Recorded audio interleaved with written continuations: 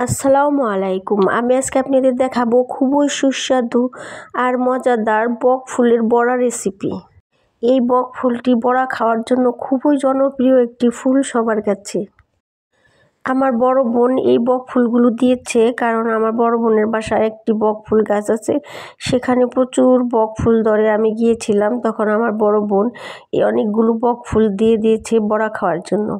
এখানে আমি অনেকগুলো বক ফুল নিয়েছি। আমার ঘরে আরও বক ফুল আছে, প্রায় 1 পলিথিন বক ফুল দিয়েছে বড়া খাওয়ার জন্য।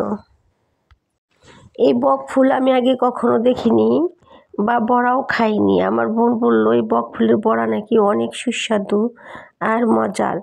এটা শুধু এই বক ফুল দিয়ে শুধু বড়া খাওয়ার জন্যই এই গাছটি অনেকে বুনে থাকে। বক ফুল নাকি অনেক মজা। আমি আমাদের এলাকায় হিন্দুদের সবসময় খেতে দেখতাম, তারা তো বড়া ভাজি খেতে খুবই পছন্দ করে। তারা নিয়মিতই এই বক ফুলের বড়া খেত। তাদের কাছ থেকে আমি এই বক ফুলটার কথা অনেক শুনেছি। এই বক ফুল ভাজার জন্য আমি এখানে নিয়েছি চাউলের গুঁড়া, 2 চামচ নিয়েছি চাউলের গুঁড়া, আর বেসন নিয়েছি 2 চামচ।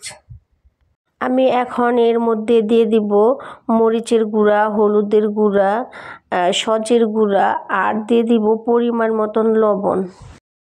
আমার এই বক ফুলটা খেতে যাতে আরও সুস্বাদু আর মজা হয়, সেজন্য আমি পেঁয়াজ, রসুন, আদা আর এলাচ একত্রে বেটে নিয়েছি এখানে দেওয়ার জন্য। এতে বড়া, যে কোনো বড়া খেতে আরও বেশি ভালো লাগে। এখন আমি এগুলো ভালো করে একত্রে মিশিয়ে নিব। চাউলের গুঁড়ি, বেসন আর মশলাগুলো আমি খুব ভালো করে মিশিয়ে নিলাম একত্রে। এখন আমি এর মধ্যে বক ফুলগুলো মেখে নিব।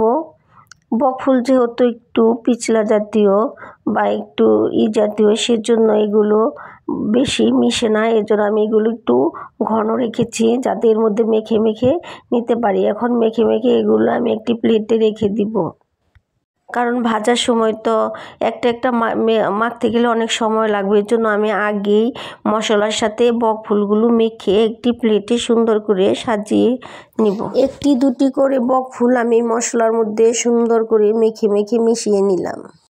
সবকটি বক ফুলই আমি মশলার সাথে খুব সুন্দর করে মেখে মিশিয়ে নিলাম।